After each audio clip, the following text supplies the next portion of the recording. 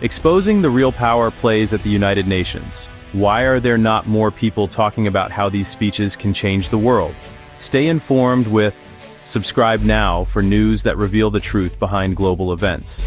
Every year, world leaders gather in New York City for the United Nations General Assembly, a tradition that has endured for decades, symbolizing the hope for global cooperation and peace. This is a global stage where countries debate the planet's biggest challenges, from climate change and security threats to economic crises and humanitarian emergencies. Here, presidents and prime ministers deliver carefully crafted speeches, hoping to influence international opinion and policy, and to shape the narrative that will echo far beyond these walls. These addresses can announce new policies, defend national actions, or even criticize rivals, all under the watchful eyes of the world's media and millions of viewers. The words spoken here can shift alliances, spark global debates, and sometimes even alter the course of history. While most leaders stick to diplomatic language, some use the platform to deliver blunt, even confrontational messages, statements that can electrify the room and reverberate around the globe. This approach can disrupt the usual flow of international politics, forcing the world to pay attention and compelling diplomats to respond in real time. In September 2025, President Donald Trump took the stage and broke with tradition, stepping into the spotlight with the world watching closely. Instead of promoting unity, he issued a stark warning, especially to America's European allies, signaling a dramatic shift in tone and intent. His speech was a direct challenge to the status quo, questioning the very foundations of international cooperation and the alliances that have shaped the modern world. The world watched, knowing this address would set the tone for a new era of global relations and perhaps redefine the balance of power for years to come. Trump's words were not just rhetoric, they were a signal of shifting priorities and a new diplomatic reality, one that would demand a response from every corner of the globe. The stage was set for a dramatic rethinking of the world's future, as leaders and citizens everywhere braced for what would come next. The most unforgettable moment of Trump's speech came when he declared to European leaders, "Your countries are going to hell." This blunt accusation stunned the room and instantly made headlines worldwide. Trump argued that Europe's policies on energy and immigration were leading to decline and chaos. He dismissed green energy as a scam and accused European leaders of making weak decisions. The speech wasn't just criticism, it was a rejection of the old international order and a call for a new, more nationalistic approach. The reaction in the room was a mix of shock and disbelief, as America's closest allies realized the rules had changed. Trump's message was clear. Alliances could no longer be taken for granted. The world was being told to expect a more unpredictable, transactional United States. Trump's speech zeroed in on three main criticisms of Europe: immigration, energy, and defense. He claimed open borders had led to crime and social unrest, urging Europe to adopt strong borders like his own policies. On energy, he mocked Europe's shift to renewables, calling it self-destructive and warning it made them dependent on adversaries. Trump boasted about America's fossil fuel dominance and urged Europe to follow suit. He also accused European NATO members of not paying their fair share for defense, suggesting the US was done carrying the burden. These attacks weren't just policy disagreements, they were a rejection of the European Union's core values. Trump presented his America First model as the only path to security and prosperity. Europe, he argued, was failing, and only radical change could save it. Trump's speech was a pure expression of his America First philosophy. He believes the US should only support alliances and agreements that directly benefit America. By publicly scolding Europe, he aimed to force change: more defense spending, better trade deals, and stricter borders. The tough language was a negotiation tactic, meant to get results through confrontation, not compromise. The speech also played to his political base at home, who see him as a fighter for American interests. Trump genuinely believes his policies are superior, and that Europe's approach is a disaster. In his mind, he's not just criticizing, he's offering tough love and a blueprint for success. He wants Europe to follow America's lead, or risk decline. European leaders responded with a mix of public defiance and private alarm. The atmosphere across European capitals was tense, as leaders scrambled to assess the full implications of Trump's statements. Many officials were caught off guard by the tone and content, prompting urgent consultations among top advisors. EU officials quickly reaffirmed their commitment to green energy and international law, directly rebutting Trump's claims. Ursula von der Leyen, president of the European Commission, emphasized that Europe would not be swayed by external pressure, and that the EU's climate goals remained unchanged. French President Macron insisted Europe would chart its own course, not follow America's lead. He called for unity among European nations, urging them to stand together in the face of uncertainty and to strengthen their collective resolve. Behind closed doors, diplomats described a sense of shock and a realization that the US was no longer a reliable partner.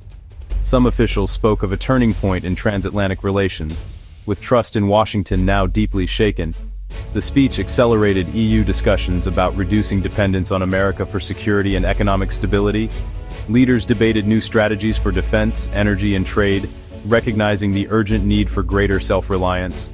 Confusion deepened over Trump's shifting stance on Ukraine, leaving European leaders unsure of US intentions. Many worried about the future of Western support for Kyiv and the broader implications for European security. Eastern European countries, especially those near Russia, were alarmed by Trump's attack on NATO solidarity.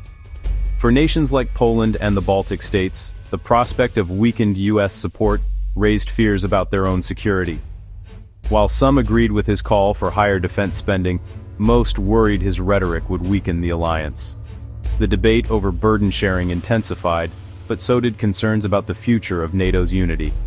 The speech forced Europe to consider building a stronger, more independent defense, whether or not the US is on board. For many, it marked a pivotal moment, signaling the need for Europe to take greater responsibility for its own security and future. Even before the speech, Trump was deeply unpopular across Europe. Polls showed most Europeans saw him as a threat to global peace. With confidence in his leadership barely above that of Vladimir Putin, his tariffs on European goods fueled resentment, and many Europeans supported retaliatory measures, even at the risk of a trade war. The "your countries are going to hell" line confirmed fears that Trump was hostile to European values and alliances. His dismissal of green energy was seen as out of touch, further alienating the public. This widespread dislike puts pressure on European leaders to stand up to Trump and defend their interests. The speech fueled calls for strategic autonomy, a Europe less dependent on the US. Trump's words didn't just anger leaders, they made future cooperation with America much harder. The US-Europe relationship now faces its toughest test in decades. Once bound by shared values and a common vision for the world, the transatlantic partnership is now under unprecedented strain. Trump's speech capped years of growing tension, exposing a deep rift between American nationalism and European multilateralism. The differences are no longer just policy disagreements. They reflect a fundamental clash of priorities and worldviews. Cooperation on global issues like climate change and trade is breaking down, replaced by tariffs and competing agendas. Even on issues where both sides once led together, divisions are growing wider, making joint action more difficult. The most serious threat is to security. Trump's attacks on NATO have shaken the alliance's foundation. The sense of mutual defense, once taken for granted, is now in question. European countries are questioning whether they can still rely on the US for protection.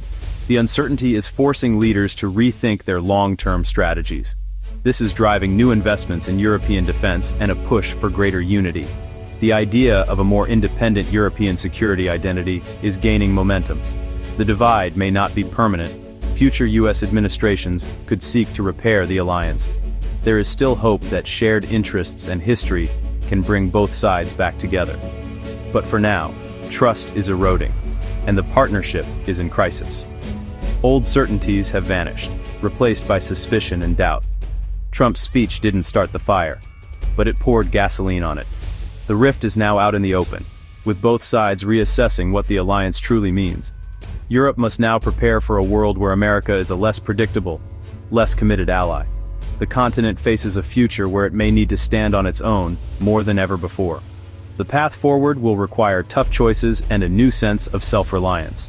Europe's leaders must decide how to adapt to this new reality and what role they want to play on the world stage. The old transatlantic order is gone. What comes next is uncertain.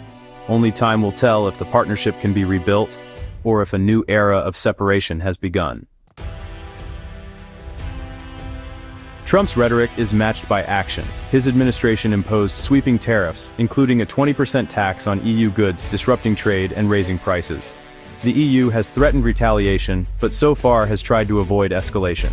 On security, Trump's unpredictable Ukraine policy has left Europe scrambling to plan for its own defense. The US has withdrawn from key international organizations, further isolating itself from European partners. Each move signals a retreat from global leadership and a challenge to the rules-based order Europe values. Europe now faces a stark choice: uphold these institutions alone or watch them weaken. Trump's approach isn't just talk, it's a real shift in America's role in the world. For Europe, this is a fundamental challenge to its security and prosperity. The continent must adapt to a new reality. Its most important ally is now its most unpredictable partner. Trump's UN speech was more than just controversy. It marked a turning point in world affairs. The old system of US-led alliances and cooperation is breaking down, replaced by nationalism and uncertainty. For Americans, it means a focus on domestic priorities and tougher global negotiations. For Europeans, it's a wake-up call to become more self-sufficient and united. The speech accelerates Europe's push for independence, especially in defense and energy. A divided transatlantic alliance creates opportunities for rivals like China and Russia and makes solving global problems harder. Trump's blunt message cut through diplomatic niceties. The world is changing, and the old rules no longer apply. We are entering a new era, one where the future of global cooperation is up for grabs.